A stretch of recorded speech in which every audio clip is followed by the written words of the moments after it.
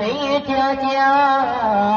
သူတွေကထင်ရတယ်ဒီနေ့အဖေချောလို့ဘွားဖယားချောလို့ဘွားဖယား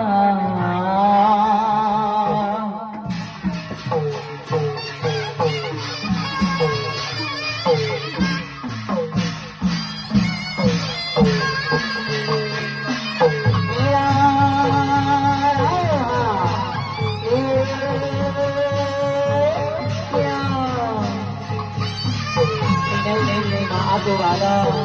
သူကြီးမှာလည်းဘာသာတော်တို့ပါခင်ဗျာ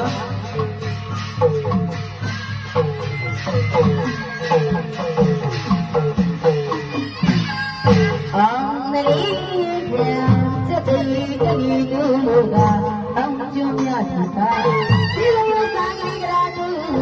ရနာရှိနေလို့ရနာရှိနေ